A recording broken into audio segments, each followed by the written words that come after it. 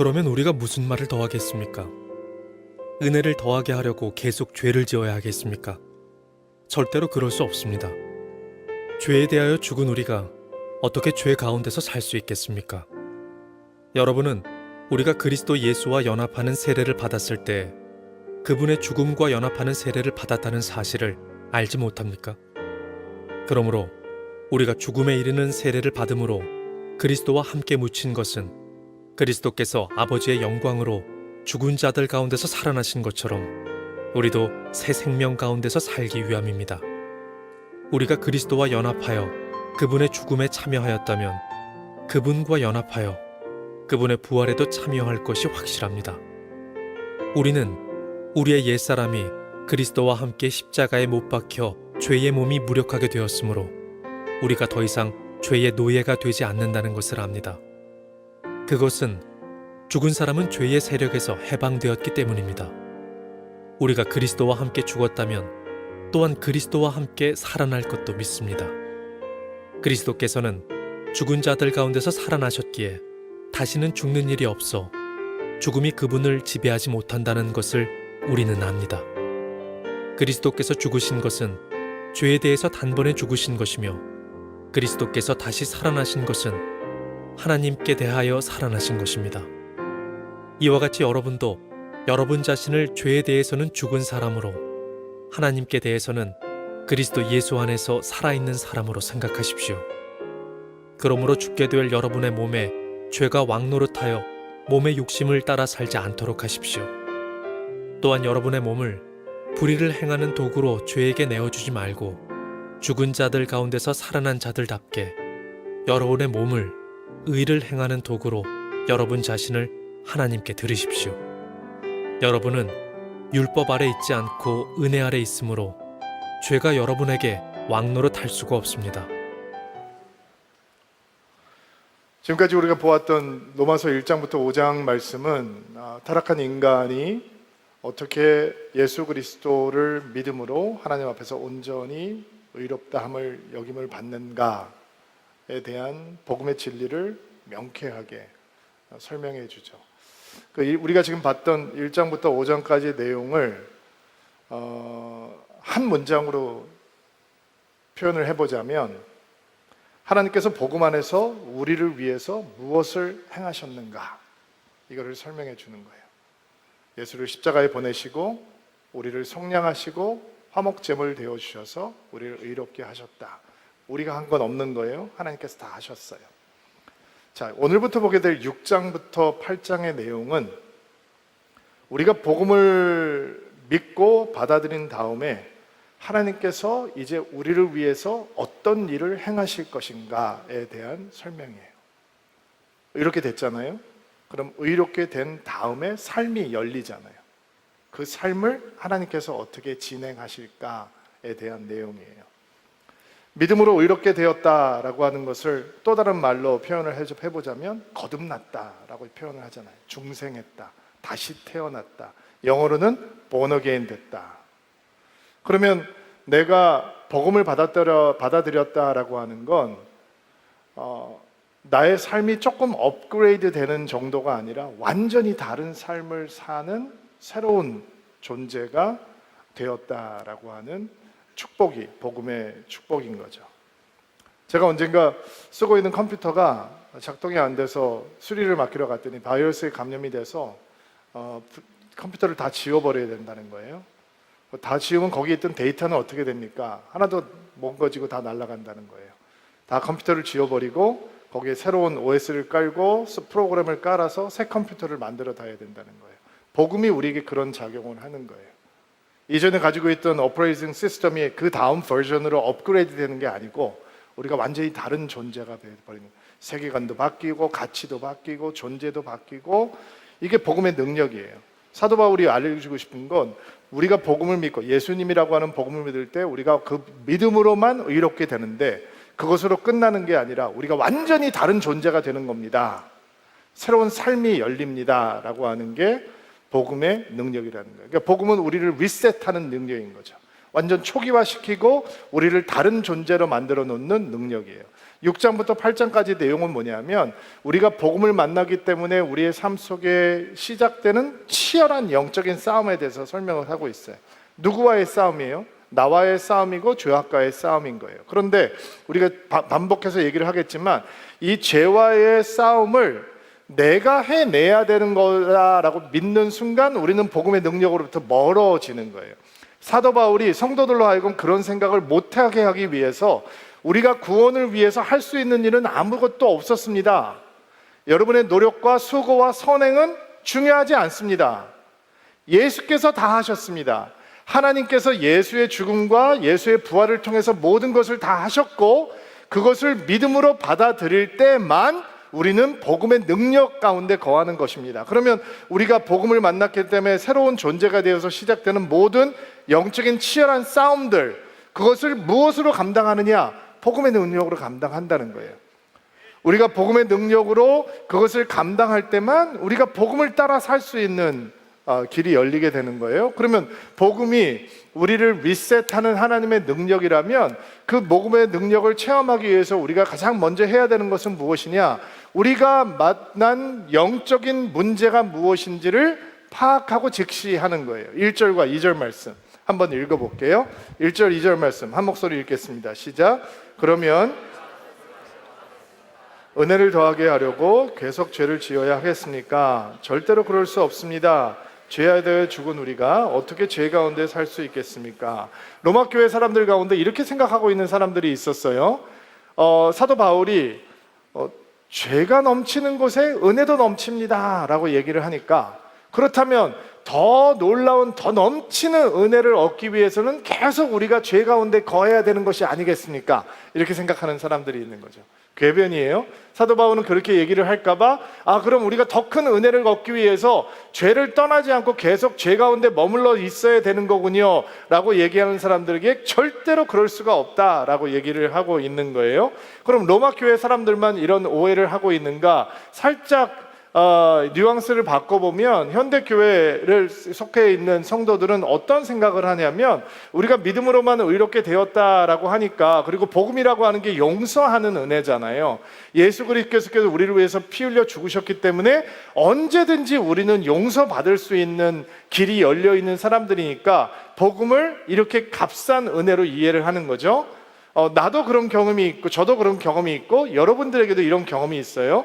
이것이 죄라고 하는 것을 뻔히 알매도 불구하고 이것을 하면 하나님의 마음을 아프게 하고 우리와 하나님과의 관계가 깨어지고, 이것을 행하면 내가 가장 소중하게 사랑하는 사람들과의 관계가 어색해지고 깨어지고, 이것을 하면 나의 안에 있는 구원의 기쁨이 흔들리고 도둑질 당하는데도 불구하고 용서받을 거니까 어차피 죄의 즐거움에 넘어가 주는 거예요.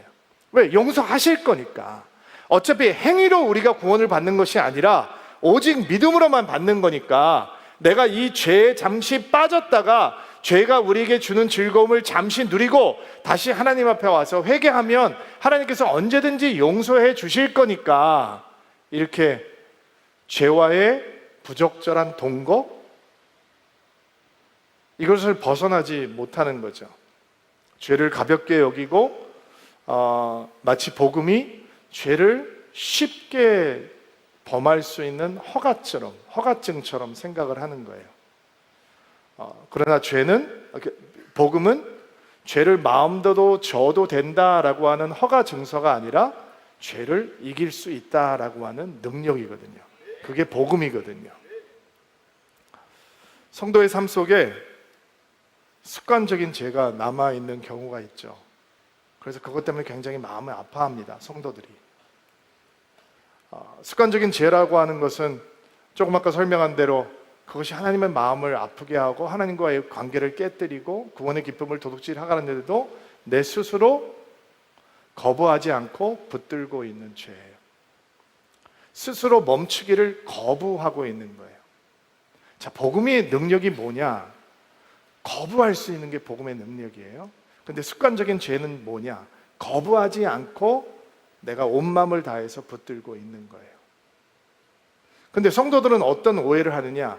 나는 거부하고 싶은 마음은 있는데 거부할 수 있는 능력이 없기 때문에 그렇게 할 수밖에 없는 것이다 라고 얘기를 하는 거예요. 사도 바울은 뭐라고 얘기를 하냐면, 복음의 능력은 우리의 삶을 리셋해주는 능력이기 때문에 우리에게는 거부할 수 있는 권세도 있고 거부할 수 있는 능력도 있다는 거예요.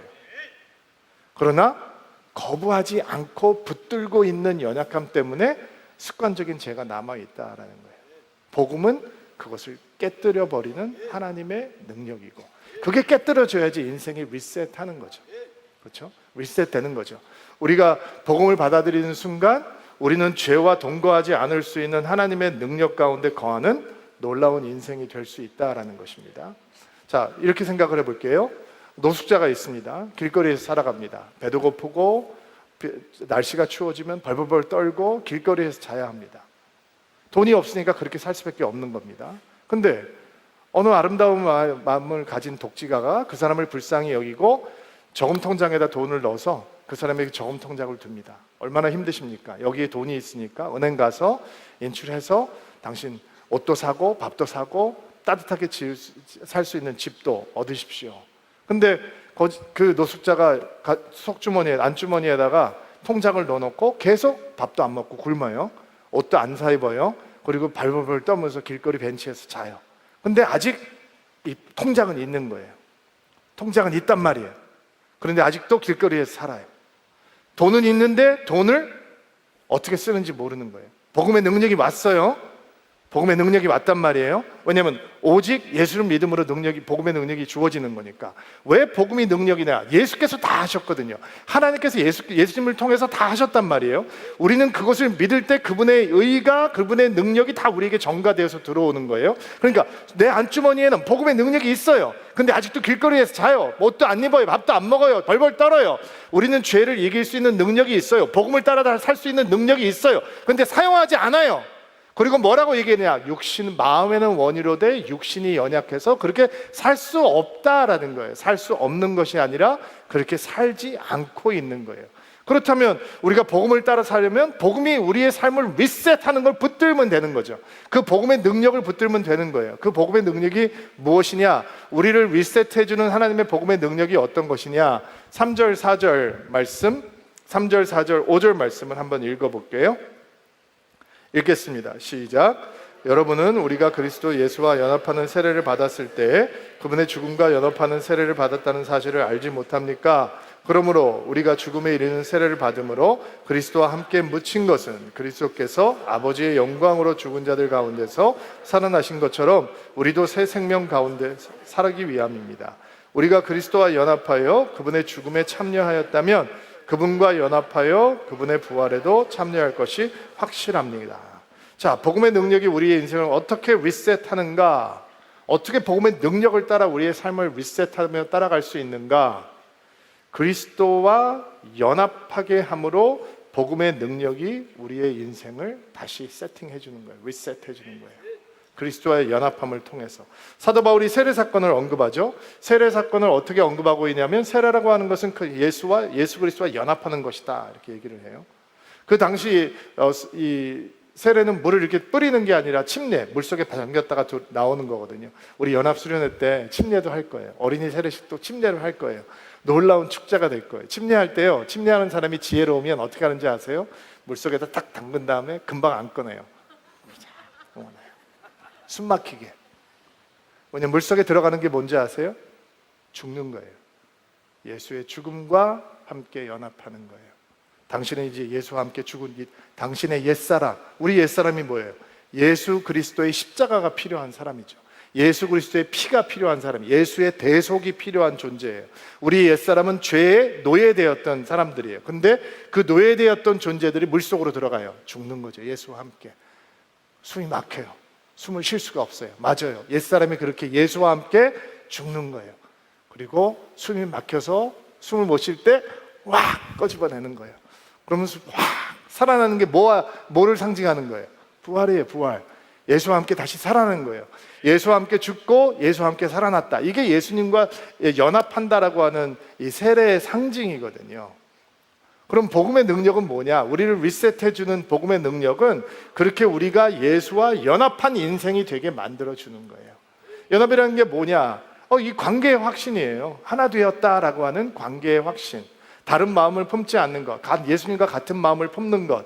우리가 복음을 알지 못했을 때는 하나님과 같은 마음을 품을 수 없어요. 하나님과 하나 될 수 없어요. 근데 예수를 믿고 복음이 우리를 예수와 함께 연합하게 하는 순간 우리의 마음이, 예수의 마음이 우리 마음이 되고 우리의 마음이 예수의 마음이 되는 것이죠. 예수께서 원하시는 것을 내가 원하게 되고 예수님께서 싫어하시는 것을 내가 싫어하게 되고 예수의 눈물이 내 눈물이 되고 예수의 손이 내 손이 되고 예수의 발이 내 발이 되고 예수의 사랑이 내 사랑이 되고 예수의 열정이 내 열정이 되고. 아멘을 한 번쯤은 하셔야 되는데 예수의 분노가 나의 분노가 되는 이런 예수님과의 연합이 이루어지는 거예요.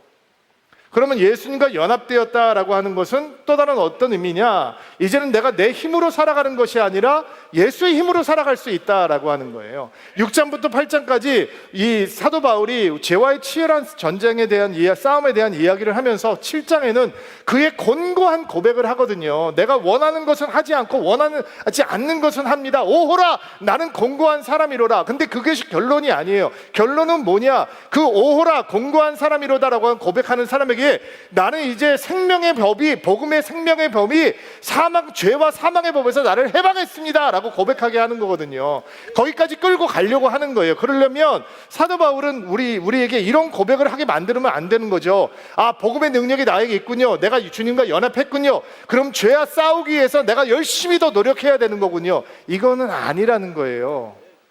주님과 연합했다라고 하는 건 뭐냐? 내 힘으로 하는 것이 아니라 주의 힘으로 하는 거예요. 우리가 오직 예수께로 돌아가자라고 하는 이 표대를 말씀을 붙들고 시리즈를 시작할 때 우리가 첫 번째 나눴던 말씀이 뭐였냐면 오직 예수, 이제는 내가 사는 것이 아니라 예수 그리스도께서 나를 통해서 사시는 것이라 라는 말씀이었어요. 복음의 능력은 내가 복음의 능력을 의지해서 내가 더 열심히 하면 되는 것이다가 아니고, 복음의 능력은 내가 예수님과 연합되었기 때문에 이제는 내 힘으로 싸우는 것이 아니라 예수의 힘으로 싸우고, 내 힘으로 사는 것이 아니라 예수의 이름으로 사는 것이다. 예수를 통해서 사는 것이다. 이게 복음의 능력이고 우리가 이렇게 리세팅이 되는 거죠. 더 이상 나를 의지하지 않고 예수를 의지하고 살아가는 삶. 또 연합됐다는 게 어떤 의미인지 아세요? 사랑하고 사랑받겠다라고 하는 의미예요. 예수님을 사랑하고 예수님의 사랑받겠다. 예수님 눈에 보여요, 안 보여요? 눈에 보인다는 분은 부럽습니다. 그러나 그분들 조심합시다.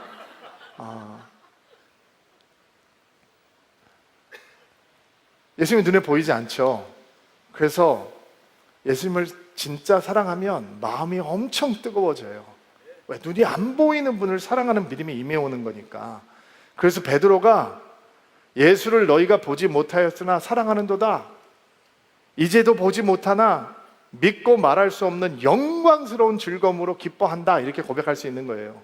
예수님이 눈에 안 보이기 때문에 진짜 예수님을 사랑하는 걸 배우고 사랑받으면 진짜 뜨거운 사랑을 경험하게 돼요. 근데 반대는 뭐냐? 예수님이 눈에 안 보이기 때문에 너무나 싸구려 사랑이 될 수 있단 말이에요.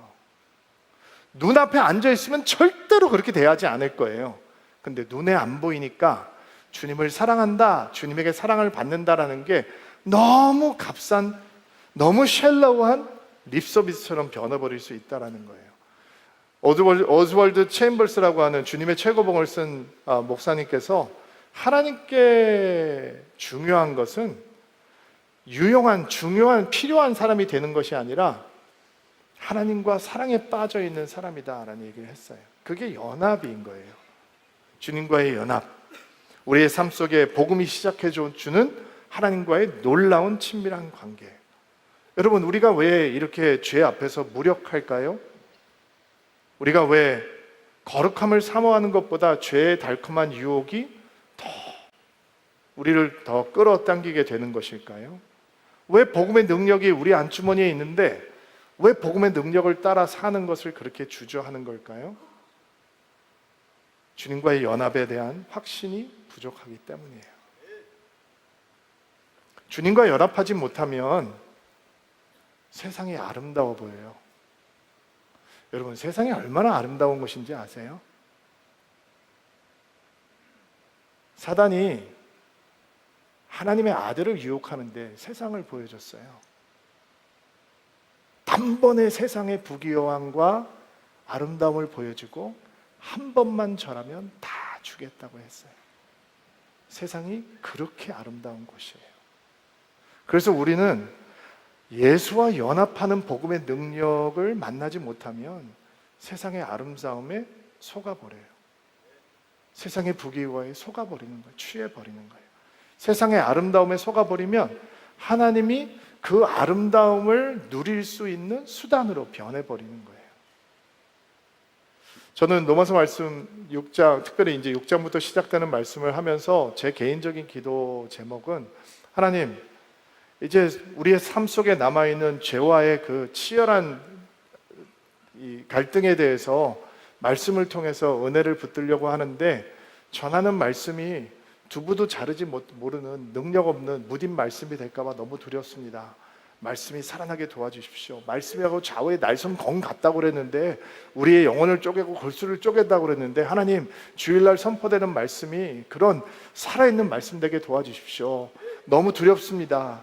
너무 무딘 말씀이 될까봐, 듣고 사람들이 죄에 대해서 고민하지 않고 갈등하지 않는 말씀이 될까봐 너무 두렵습니다. 이런 마음이 있어요. 어저께 이런 마음을 셀장 모임에서 잠깐 나누니까 셀장님께서 그 얘기를 들으시고 저한테 이런 격려의 문자를 보내주셨어요. 목사님, 교회에서 리딩 지저스로 예배자학교 DBS로 올해 복음의 능력을 계속 경험하고 있습니다. 예수님이 깊이 찾아오셔서 음란함, 게임, 게으름, 제 삶에서 저를 강하게 붙들고 흔들며 하나님과 가까워지려는 것을 방해하는 모든 것들이 복음의 능력으로 배설물로 여겨지고 매일 십자가 앞에 더 가까이 나아가며 기뻐하는 삶을 누리고 있습니다. 세론들과 함께 나누고 매일 중보하고 서로의 삶을 위해 눈물로 뜨겁게 기도하는 공동체를 체험하고 있습니다. 두부도 쪼개지 못할 것 같을 것을 염려하는 목사님의 말씀에 마음이 아팠습니다. 목사님, 부흥이 오고 있습니다. 그리고 이미 왔습니다. 이런 문자를 보내주셨어요. 아마 비슷한 마음이겠죠. 셀장님들은 마음을 할 때, 우리가 이렇게 나눔을 할 때 정말 깊은 곳에 우리의 삶을 다스리고 있는 그 죄의 권세를 끄집어내지 않고는 너무 피상적인 나눔으로만 끝나면 어떠냐, 어떡하나 이런 마음이 있는 거예요. 여러분, 예수와의 온전한 연합은 우리에게 다른 것을 사모하고 기대하게 해줘요. 여러분, 여러분에게 예수님이 아름다워요? 질문이 이상한가요? 여러분, 하나님의 아름다움을 아세요? 저는 처음 신학교 갔을 때 처음 배우는 미국 찬양곡이 있었는데 그 가사에 너무 충격을 받았어요. 하나님은 아름다우십니다. 이런 찬양이었어요. 저는 한국 교회에서 그런 찬양을 잘 불러보지 못할 것 같아요. 근데 사람들이 손을 들고 하나님은 아름답습니다 찬양을 하는데 제가 거기서 진짜 너무 문화 충격이었어요. 아, 그렇구나. 하나님은 아름다우신 분이구나. 하나님, 예수님과 연합한다라고 하는 건 그 하나님의 아름다움 속에 빠져들기 시작하는 거죠. 예수를 즐거워하고 예수를 기뻐하고, 그러면 세상이 주는 즐거움과 기쁨은 비교할 수가 없는 거예요. 거룩함을 소망하고 순결함을 기뻐하고 예수의 아름다움에 빠져들고 죄를 거절할 때 느끼게 되는 하나님의 이 희락을 맛보게 되고 주님이 원하시는 것을 원하게 되는 기쁨에 빠지게 되는 것, 이게 복음이 우리의 삶을 리셋했다라고 하는 증거고, 복음이 그렇게 우리의 삶을 리셋해 나가는 겁니다. 예수와의 연합을 통해서. 자, 6절부터 11절 말씀 개역 개정으로 이번에 한번 좀 읽어볼게요. 개역 개정으로 여러분이 6절 먼저 읽어주세요. 시작.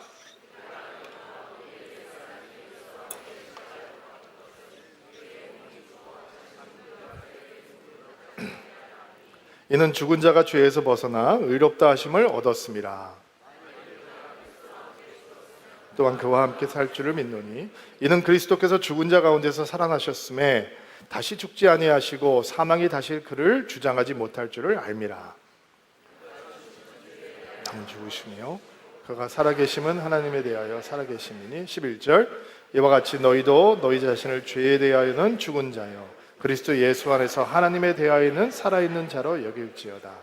복음이 어떻게 우리를 복음의 능력을 따라 살아갈 수 있도록 리셋해 주는가? 죄를 향해서는 죽은 자요 하나님을 향해서는 살아있는 자가 되게 함으로 우리를 리셋하는 거예요. 죄의 지배력을 끊어버리고 하나님을 향해서는 살아있는 믿음을 갖게 함으로 복음이 우리의 삶을 완전히 다른 삶으로 리셋해 주는 거예요. 죄를 향해서 죽었다. 많이 들어보신 표현이죠. 죄를 향해서 죽었다. 이 개념을 잘 이해해야 되는데 이 말씀을 잘못 이해하면 이렇게 생각을 할 수 있어요. 죽으면 감각이 없어지는 거니까 죄를 짓고자 하는 감각이 없어졌다. 죽으면 반응을 못하는 거니까 죄를 짓고자 하는 반응이 없어졌다. 그러니까 죄를 향해서 죽었다는 얘기는 우리가 예수님을 믿게 되는 순간부터 더 이상 죄를 짓고자 하는 욕망이 사라져 버린 것이다. 이렇게 생각을 하는 거예요. 사도 바울이 얘기하는 건 그게 아니에요. 왜냐하면 지금 사도 바울은 우리 안에 치열한 싸움이 있습니다. 이 싸움 만만치 않습니다. 나는 이 싸움 때문에 내가 매우 공고한 사람이라고 생각합니다. 이런 고백을 하고 있는데 만약에 죄를 향해서 죽었다라고 하는 이 말이 내가 죄를 짓고자 하는 마음도 다 없어져 버렸고 내가 죄를 좋아하고자 하는 마음도 다 없어져 버렸고 죄는 나에게 더 이상 어떤 유혹도 되지 않는다라고 한다면 사도 바울이 나오는 자기 모순에 빠지는 거잖아요. 그러니까 죄를 향해서 죽었다라고 하는 것은 그런 감각이 유혹이 더 이상 존재하지 않는다 이런 뜻이 아니라 죄를 향해서 죽었다라고 하는 건 우리를 향했던 죄의 지배력이 끝났다라는 거예요. 자, 예수님께서 어떻게 죄를 향해서 죽으셨는가? 예수님께서 죄를 향해서 죽으셨잖아요. 죄의 형벌을 받음으로 죽으셨죠. 그러면 우리가 죄를 향해서 죽었다라고 하는 건 예수께서 죄의 형벌을 받으셨기 때문에 우리를 향해서 죄가 가지고 있었던 권세, 지배력, 통치력이 다 무효화가 되었다라는 거예요. 더 이상 죄는 우리를 향해서 명령할 수 없다라는 거예요. 죄가 왕노릇한다, 죄의 노예가 되었다, 이런 표현이 무슨 뜻이냐? 우리는 복음을 만나기 전에 죄가 시키는 대로 해야 됐다라는 거예요. 보통 사람들은 자기가 원하는 것을 하며 살아간다라고 생각을 하지만 하나님이 보시기에는 그런 인생은 어떤 인생이냐? 죄가 명령하는 대로 순종하면서 살아가고 있는 인생이었다는 거예요. 근데 복음을 믿고 우리가 예수 안에서 의롭게 되고 우리에게 임해온 복음의 능력은 무엇이냐? 더 이상 죄가 우리를 향해서 명령할 수 있는 권세가 무너져 버렸다라는 뜻이죠. 이 성경을 해석하고 있는 많은 성경학자들과 설교자들이 이 부분에 대해서 죄의 권세가 끝났다, 죄의 지배력이 끝났다라고 하는 복음의 축복에 대해서 다 이렇게 설명을 하더라고요. 옛날 노예 시대 때 얘기를 많이 하더라고요. 그러니까 옛날에 노예가 있었는데 오랜 시간 동안 노예 생활을 하고 있는데 노예 해방이 됐어요. 그래서 자유 몸이 됐어요. 근데 수십 년 동안 평생 처음부터 끝까지 노예로 살아왔기 때문에 자기가 자유의 몸이 됐는데도 불구하고 노예 주인이 다가와서 명령을 하면 벌벌벌 떤다는 거예요. 그의 명령을 따르지 않아도 되는데 마치 그 주인이 여전히 자기를 향해서 권세를 가지고 있는 것처럼 두려워 떤다라는 거예요. 그러나 사도 바울이 우리에게 알려주고 있는 건 죄를 향해서 죽었다라고 하는 죄는 더 이상 우리를 향해서 명령할 수 있는 권세가 없다라고 하는 것을 이야기하고 있는 거죠. 그러니까 죄를 향해서 죽었다는 의미는 죄가 더 이상 우리의 주인이 아니다라고 하는 사실을 믿고 확신하는 것이고, 죄를 향해서 죽었다라고 하는 것은 죄는 더 이상 우리를 지배하지 못하도록 예수님께서 권세를 멸하셨다라고 하는 것을 믿는 것이고, 죄를 향해서 죽었다라고 하는 것은 죄의 지배력은 더 이상 우리를 향해서 유효하지 않다라고 하는 것을 믿는 것이고, 더 이상 복종할 필요 없다라고 하는 우리의 믿음의 권세를 선포하는 것이고, 죄를 향해서 죽었다라고 하는 것은 우리가 더 이상 죄가 더 이상 우리에게 유혹으로 다가오지 않는다라고 하는 의미가 아니라, 우리가 그 죄에 빠지지 않을 수 있는 모든 영적인 능력이 복음 안에 우리에게 다가왔다라고 하는 것을 믿는 것이죠. 성경은 이렇게 얘기하죠. 마귀를 대적하라, 그러면 너희를 피하리라. 다시, 우리가 마귀를 피하는 게 아니에요. 무서워. 나 이제 나는 유혹을 감당할 수가 없어. 나는 죄의 유혹을 감당할 수 없어. 나 피해 가야지. 이게 아니고, 성경은 마귀를 대적하라. 그러면 그가 무서워서 너희를 피하리라. 뭘로 대적하는 거예요? 예수의 능력으로, 예수의 이름으로, 십자가의 능력으로 대적하는 거예요. 자, 사도 바울이 우리에게 가르쳐주고 있는 이 복음의 능력은 무엇이냐면, 자, 우리가 우리 안에 죄를 향한 치열한 갈등이 있고 전쟁이 있는데, 우리가 그것을 어떻게 능력으로, 복음의 능력으로 이기는가? 우리가 죄가 더 이상 우리 다스리지 않는다는 것을 선포하라는 거예요. 믿음으로 선포하라는 거예요. 여러분 상상을 해보세요. 어떤 사람이 물건을 훔치고 싶은 도벽이 있다라고 칠게요. 어떤 사람은 사람을 때리는 폭력성이 있다고 칠게요. 어떤 사람들은 음란한 마음이 있다고 생각할게요. 입만 열면 거짓말을 하는 사람이 있어요. 입만 열면 다른 사람들에게 불평하고 불만하는 사람들이 있어요. 입만 열면 다른 사람들 가십하는 사람들이 있단 말이에요. 이런 것들이 있어요. 근데 그것이 나에게 치열한 전쟁이에요. 그런데 그런 유혹, 내가 그것을 하고 싶은 유혹이 올 때, 자, 이게 이 사도 바울이 얘기하고 있는 권세는 뭐냐? 더 이상 그 죄를 향해서 yes라고 얘기하지 말고 no라고 얘기할 수 있는 능력이 있다는 거예요. 노예는 그렇게 못해요. 종은 그렇게 못해요. 우리가 붙잡혀 있을 때는 no 할 수 없어요. 근데 복음이 우리를 리셋해 주기 때문에 유혹이 다가올 때 우리는 no 할 수 있는 거예요. 그게 능력이 되는 거예요. 예수의 이름으로 명하노니 이 거짓의 영아, 폭력의 영아, 음란의 영아, 다른 사람들을 비판하고 판단하는 영아 떠나갈지어다라고 하는 순간 마귀는 피한다라고 성경은 약속하고 있잖아요. 그러니까 우리가 복음이라고 하는 능력이 어떻게 우리의 삶을 리셋하는가? 죄를 향해서 죽은 자가 되고 하나님을 향해서는 살아있는 자가 되는 거죠. 여러분, 하나님을 향해서 살아있는 자가 된다는 게 뭐예요? 먼저 우리 하나님이 살아계셔야죠. 죽어있는 하나님을 향해서 어떻게 살아날 수 있겠어요? 그리고 그 살아있는 하나님을 향해서 우리의 믿음이 살아나야죠. 주일날만 살아계시는 하나님은 무력합니다. 월요일부터 금요일까지도 하나님이 우리의 삶 속에 살아계셔야 우리의 믿음이 날마다 살아있는 믿음이 되는 거죠. 내일 출근하실 거예요? 거기서 열심히 일하셔야 돼요. 거기서 하나님이 살아계셔야 돼요. 여러분 집으로 돌아가실 거예요? 거기서 하나님이 살아계셔야 돼요. 그래야 복음의 능력이 우리의 삶을 리셋해 주게 되는 거예요. 집에 가서 가끔씩 이런 얘기 들으실 때가 있나요? 오늘 여보 당신은 이렇게 아멘아멘 하고 설교를 듣더만 집에 와서는 어떻게 하나도 바뀌는 게 없어? 이런 얘기가 다 있어요. 저는 가끔 목사님 설교는 참 잘하시더만요 랄까봐 너무 두려울 때가 있어요. 그게 무슨 뜻이에요? 내 하나님이 교회에서만 살아계시다는 거예요. 어느 사모님이 짐을 싸가지고 강대상 위로 올라오셨대요. 목사님한테 그러시는 거예요. 여보 여기서 삽시다. 당신은 여기가 제일 멋있어. 당신이 여기서 보여주는 그 모습, 나는 그 모습하고만 살래. 집에 가면 그 모습이 아니라는 거죠. 여러분 죽어있는 하나님 무력하잖아요. 그러나 살아있는 하나님을 향해서 우리의 믿음이 살아날 때 죄에 대해서 죽은 자여 하나님을 향해서 살아나는 자가 되는 거죠. 이게 복음이 리셋해주는 삶의 모습이에요. 12절 13절 말씀 개역 개정으로 한번 읽어보겠습니다.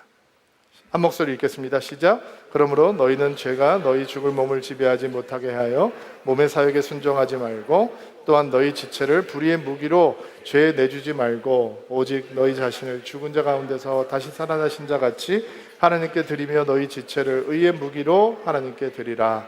복음의 능력으로 우리의 삶이 어떻게 리셋이 되는가? 복음의 능력은 우리 인생의 목표를 바꿔준다라는 것입니다. 우리 인생의 목표를 바꾸면서 복음이 우리의 인생을 리셋해 주는 거예요. 죄가 지배했던 인생은 삶은 어떤 삶인가? 개역 개정에 보니까 몸의 사욕을 순종한다 이렇게 얘기했어요. 이 사욕이라고 하는 단어는 부정적인 단어가 아니에요. 그냥 desire, 욕구 이런 뜻이에요. 하나님께서는 우리에게 natural desire들을 주시잖아요. 자연스러운 욕망을 주신단 말이에요. 먹고 싶은, 자고 싶은 이런 것들. 근데 그것을 과하게 삐뚤어지게 원하는 것이 죄의 도구예요. 그러나 하나님께서는 우리의 몸을 과한 소욕이 다스리는 자리가 아니라 거룩한 하나님의 성전이 되게 하시잖아요. 죄가 지배하는 인생의 목표는 내 몸을 만족시키는 거예요. 내 몸의 사욕을 만족시키는 거예요. 그것이 성공이고 욕심이고 명예고 그것만을 위해서 살아가는 거예요. 그런데 복음은 우리에게 다른 삶을 열어주죠. 목적이 달라지는 거, 목표가 달라지는 거예요. 원하는 게 달라지는 거예요. 나를 기쁘게 하는 게 아니라 내 몸으로 나를 기쁘게 하는 것이 아니라 하나님을 영화롭게 하는 의의 도구가 되기를 소망하는 거예요. 하나님의 나라를 소망하게 되는 거예요. 드린다라고 하는 단어는 로마서 12장 1절에 난 너희 몸을 하나님의 기뻐하시는 거룩한 산 제물로 드리라라고 하는 단어와 똑같아요. 그러니까 내 몸을 의의 병기로 드린다라고 하는 건 하나님을 온전히 예배한다라고 하는 뜻이에요. 하나님을 예배하고 영화롭게 하고 하나님을 영광스럽게 하고 하나님을 높이는 것이 목표가 될 때 내 삶에, 내 몸에 존재하는 이유들이 바뀌기 시작하는 거죠. 여러분, 복음은 우리에게 영원한 생명을 줄 뿐만 아니라 우리가 왜 살아야 되는지, 어떻게 살아야 되는지, 어디를 향해서 가야 되는지도 다 리셋해주는 하나님의 능력입니다. 복음을 만나면 예수를 향한 인생이 됩니다. 복음을 만나지 않으면 여러분의 직장은 여러분이 먹고 사는 수단으로 끝납니다. 복음을 만나면 거기는 하나님을 영화롭게 하는 자리가 됩니다. 복음을 만나지 못하면 여러분이 만나는 사람들은 그냥 여러분이 만나고 싶어서 만나는 사람이 됩니다. 그러나 복음을 만나면 우리가 만나는 모든 관계는 하나님을 영화롭게 하는 것이 되는 것입니다. 복음을 만나지 못하면 교회는 사람들끼리 모였다가 흩어져 가지는 곳이 됩니다. 그러나 복음을 만나면 교회는 하나님의 영광을 위해서 존재하는 것입니다. 이게 복음이 우리를 리셋해 주는 것입니다. 여러분, 이 복음의 능력 꼭 체험할 수 있게 되기를 주의 이름으로 축복합니다. 여러분은 어떤 복음의 능력이 오늘 필요하십니까? 하나님께서 여러분에게 반응하게 하시는 대로 반응하시고 하나님께서 은혜 주시고 이끌어 주시는 복된 주일 되기를 바랍니다. 다 일어나시겠어요? 자, 말씀을 따라 여러분을 3번 초청하고 여러분을 3번 축복하고 기도할 텐데 성령께서 인도하신 대로 반응하시기 바랍니다. 복음은 우리의 삶을 리셋해주는 하나님의 능력이라고 했습니다. 그 능력은 우리를 그리스도와 연합하게 하는 능력입니다. 목사님, 정말 나 예수님과 연합하고 싶습니다. 주님이 원하시는 것을 원하고 주님을 사랑하고 사랑받는 연합, 하나님의 꿈이 나의 꿈이 되는 연합, 그런 연합을 원합니다. 소망하는 분들마다 가슴에 손을 얹고 안수하시기 바랍니다. 주님, 눈에 보이지 않는 주님을 사랑합니다. 그래서 우리 마음이 뜨거워집니다. 주님과 끊어지지 않는 연합이 이어질 수 있도록 도와주옵소서. 그 관계에 확신할 수 있도록 도와주시옵소서. 예수를 즐거워하고 예수의 아름다움에 빠질 수 있는 예수님과의 연합이 가슴에 손을 얹고 안수하고 있는 성도들에게 관념이 아니라 삶이 될 수 있도록 도와주시옵소서. 손 내리시고요. 2번째 초청입니다. 목사님, 내가 죄를 향해서는 죽은 자가 되기를 원합니다. 그리고 하나님을 향해서는 살아있는 자가 되기를 원합니다. 소망하는 분들마다 가슴에 손을 얹고 안수하시기 바랍니다. 하나님, 우리에게는 여전히 죄를 탐하는 유혹이 있습니다. 그러나 그 죄의 지배력은 예수 그리스도의 십자가로 끝났습니다. 죄를 향해 언제나 NO라고 얘기할 수 있는 복음의 능력이 우리 안으로 들어왔습니다. 죄를 향하여 죽은 자가 되게 하시고 하나님을 향해서는 살아있는 믿음의 사람 될 수 있도록 가슴에 손을 얹고 안수하는 자들마다 복음의 능력으로 충만할 수 있도록 도와주시옵소서. 손 내리시고요. 3번째 초청입니다. 복음의 능력은 우리의 인생의 목표를 예수로 바꿔줍니다. 그것이 복음의 능력입니다. 그 능력 소망하는 분들마다 가슴에 손을 얹고 안수하시기 바랍니다.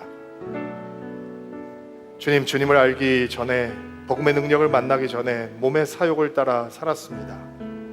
그것이 성공이라고 생각했고 그것이 명예라고 생각했습니다. 그것이 복이라고 생각했습니다.